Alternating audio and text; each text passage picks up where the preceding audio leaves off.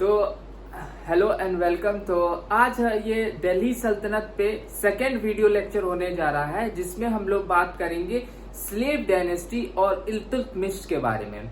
तो इससे पहले एक वीडियो बनाया गया है जिसमें आपको पूरा डिटेल्स में बताया गया है how the Islam was introduce in India और दिल्ली सल्तनत की नींव कैसे डाली गई, हाउ दिल्ली सल्तनत वॉज फॉर्म्ड।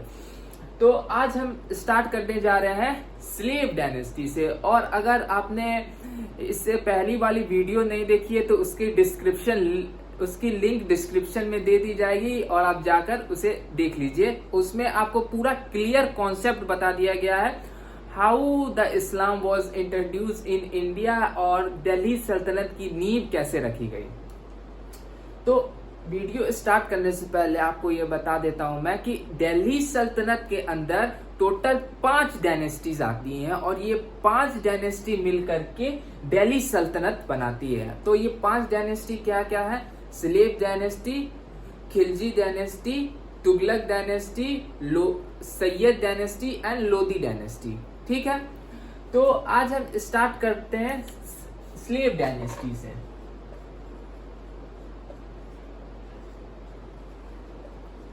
और इसका टाइम पीरियड क्या है?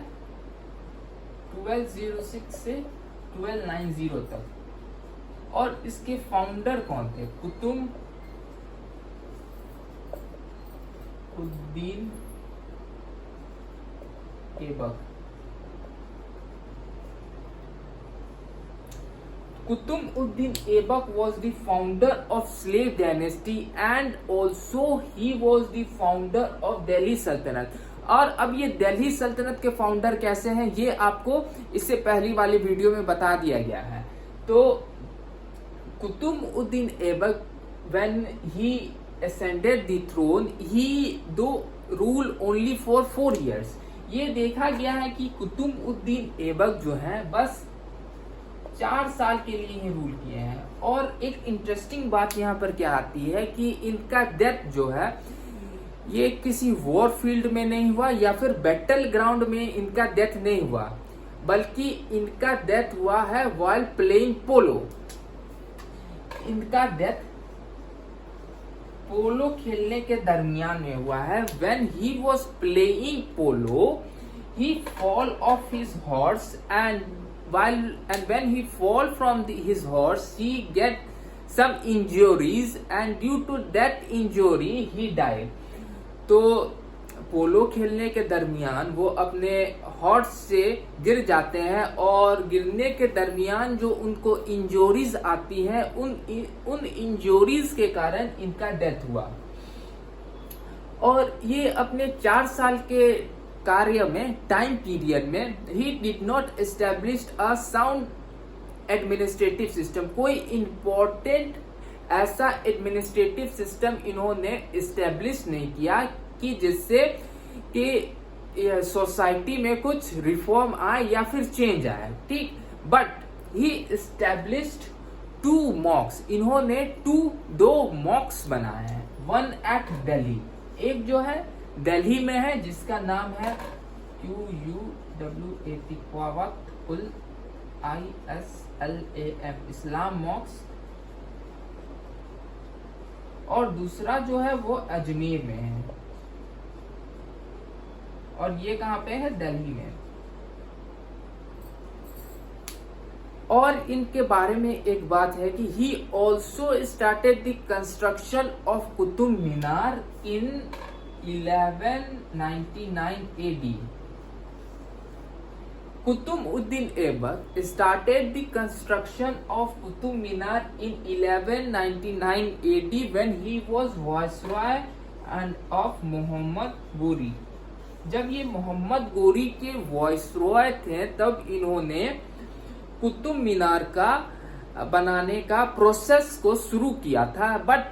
और तब 1199 AD में, लेकिन it was completed by Iltutmish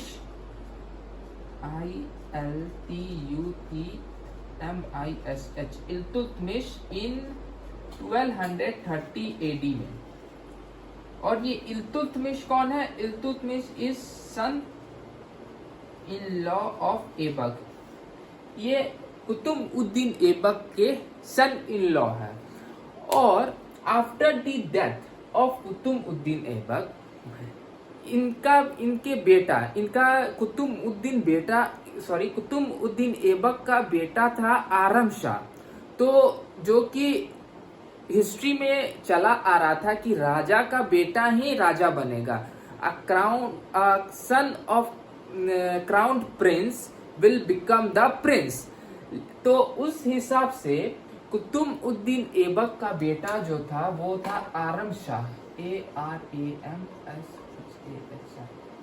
He should be entitled to the crown, but the noble conspired against him and Iltutmish was made the crown prince। क्या हुआ कि इनको साजिश के तहत गद्दी से हटा दिया गया और इल्तुतमिश कौन था? Son in law of Aibak था, इसको गद्दी पर बैठा दिया गया। ठीक है, तो अब हम बात करते हैं इल्तुतमिश के बारे में। इल्तुतमिश कौन था? आपको अभी बताया गया। इल्तुतमिश था son in law of Aibak, ILTUTMISH,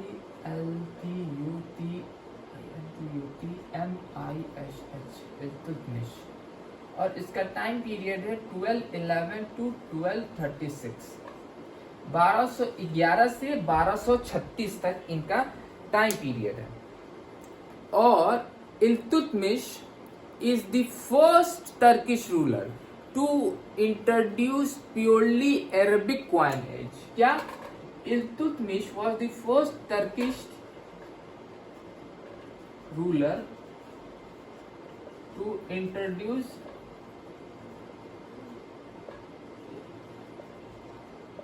Arabic coinage।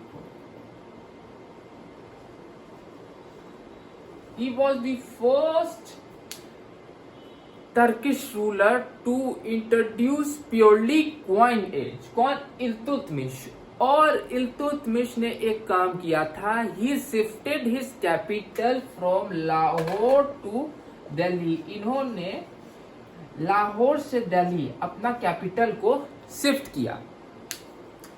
तो क्या हुआ इतना?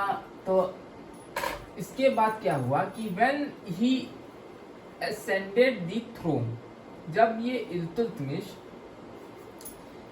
गद्दी पर बैठा तो था Ali MARDAN, Mardan Khan, KHAN Khan.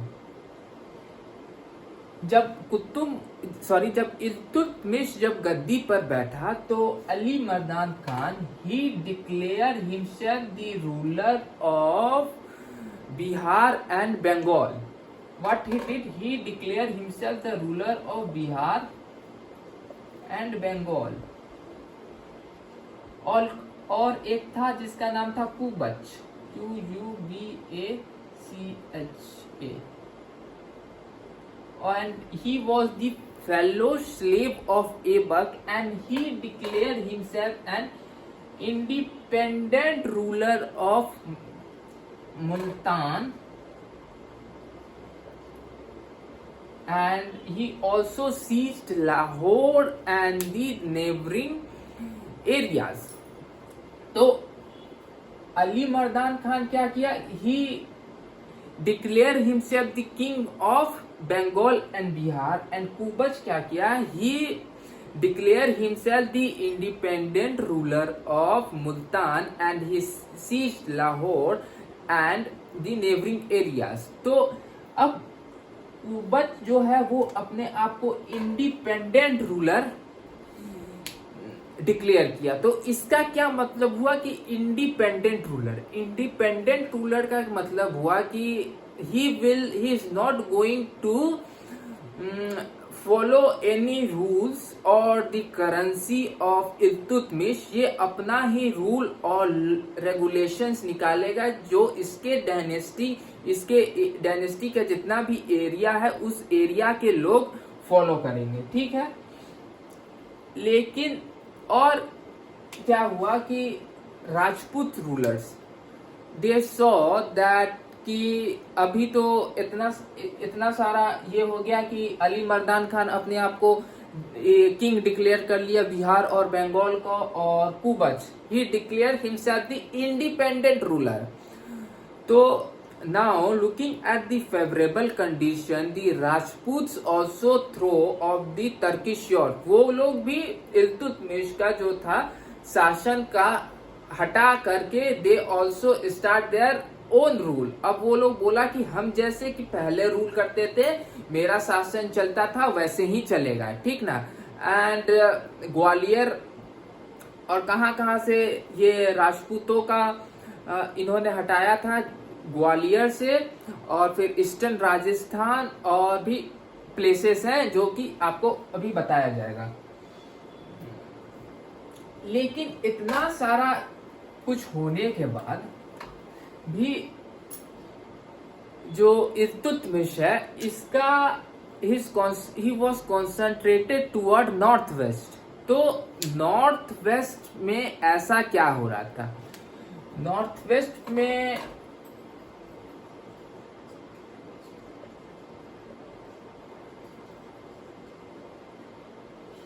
he had captured the territories of Ghazni. ये क्या किया कि ये गजनी का एरिया को कैप्चर कर लिया। And his eastern frontier march had extend up to Indus. और इसका जो है ईस्टर्न फ्रंटियर्स जो था ख्वारिज़म शाह का, वो एक्सटेंड हो गया था ये इंडस तक। तब नाउ इस इल्तुतमिश को ये डर था कि अब नेक्स्ट बारी मेरा है। ही वॉज अफ्रेड कि अब मेरे हाथ से भी मेरा गद्दी जा सकता है। तो अब वो क्या किया Iltutmish, in order to avoid this he march toward Lahore and capture. Iltutmish Lahore की ओर बढ़ा और उसको कैप्चर कर दिया। लाहौर को इल्तुतमिश कैप्चर कर लिया, ठीक। लेकिन क्या वो देखा कि 1218 में Khwarazm army was destroyed by Mongols. और ये मंगोल्स कौन था? Mongols were the one of the strongest army in the history. और उस टाइम में Khwarazm empire was one of the most powerful empire in the Central Asia. उस time में Khwarazm का जो एम्पायर था, it was regarded as one of the most powerful empire in the Central Asia. तो इस कारण से इल्तुतमिश को डर था कि अब they will march toward his territory and they will capture his territory. So in order to avoid this वो क्या किया है, इल्तुतमिश मार्च टुवर्ड लाहौर गया और वो लाहौर को कैप्चर कर लेता है, ठीक। तो जब वो लाहौर को कैप्चर किया, उसके बाद 1218 में क्या देखा गया कि मंगोल आर्मी जो है दे डिस्ट्रॉयड ख्वारिज़म आर्मी। इसके आर्मी को मंगोल्स ने पूरी तरह से तहस नहस कर दिया, ठीक है। तो इल्तुतमिश को तो डर था ख्वारिज़म शाह से, तो इसका तो दुश्मन कुछ बिना कुछ किए हुए रास्ते से हट गया। तो अब तो इसके पास कोई भी टेंशन नहीं था कि वो आके मेरे एम्पायर पे कैप्चर कर लेगा या फिर कुछ। तो अब ये क्या किया, आफ्टर दैट वो कुबच कौन? कुबच who had declared himself an independent ruler of Multan and also seized Lahore and the neighboring areas.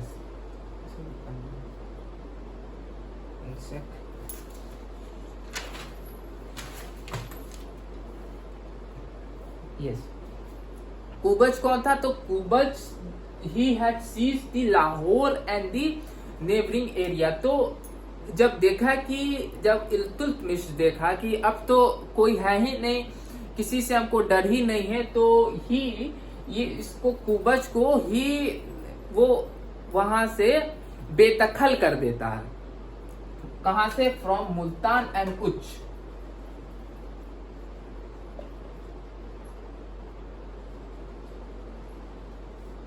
ये मुल्तान और उच्च से कुबक को बेदखल कर देता है और फिर से इसका जो दिल्ली सल्तनत यानी कि इल्तुतमिश का फ्रंटियर इंडस तक फैल जाता है।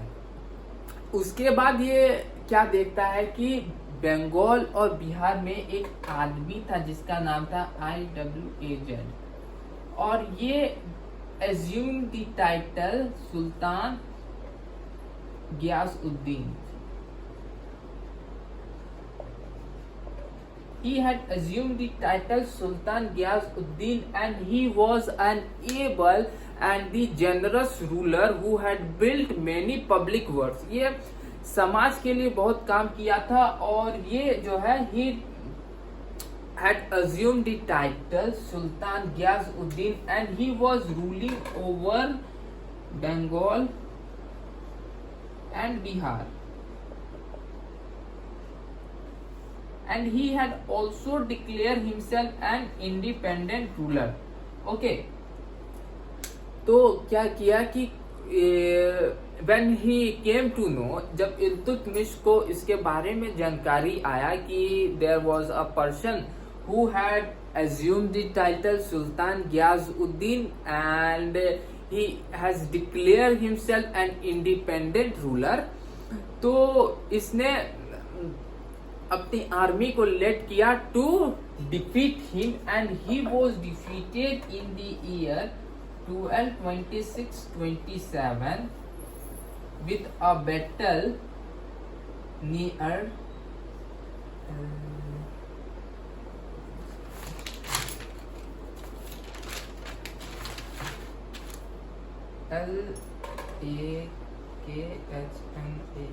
Lucknow.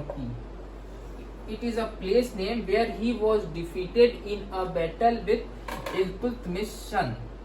इल्तुतमिश के बेटा ने इसको हराया था इस जगह पर, लखनऊ टीम। तो उसके बाद क्या हुआ कि he also at the same time he also took a step to march to conquer the territories which Rajputs have declared, जो इंडिपेंडेंट रूलर अपने आप को, जो राजपूत्स भी अपने आप को जिस टेरिटरीज का इंडिपेंडेंट रूलर डिक्लेयर कर लिया था, he also at the same time march to seize them. तो जब व्हेन ही मार्च टुवर्ड, तो he take step toward Gwalior and Bayana. This two place he take the, अपने आर्मी को लेड किया था to defeat and recapture the place, ठीक है। And he also attacked at Nagda. Nagda क्या है? Nagda was the capital of Mewar, where they were beaten back by the Gujarat army who had came to aid Rana. और उसके रिवेंज के लिए फिर he led an army to fight the Chalukyas of Gujarat, but he return with a great loss. लेकिन ये fail हो गया था और इसको बहुत ही लॉस हुआ था। At last of the end of his year he chose, Iltutmish की खास बात है कि he did not choose his son as the crown prince, but he chose her daughter Razia Sultan to the crown prince. तो रजिया सुल्तान के बारे में अब हम नेक्स्ट वीडियो में बात करेंगे। अगर आपको ये वीडियो समझ में आया होगा और स्लेव डायनेस्टी, कुतुबुद्दीन ऐबक, इल्तुतमिश, ये टॉपिक्स आपको समझ में आया हो तो वीडियो को लाइक कर दें, शेयर कर दें और कमेंट कर दें। और आपको कोई भी डाउट हो then you can mention in the comment section, और या फिर आप डायरेक्टली मेरे इंस्टाग्राम पे मुझे डीएम करके बता सकते हैं। तो अब नेक्स्ट वीडियो में हम बात करेंगे रजिया सुल्तान के बारे में। तब तक के लिए थैंक यू।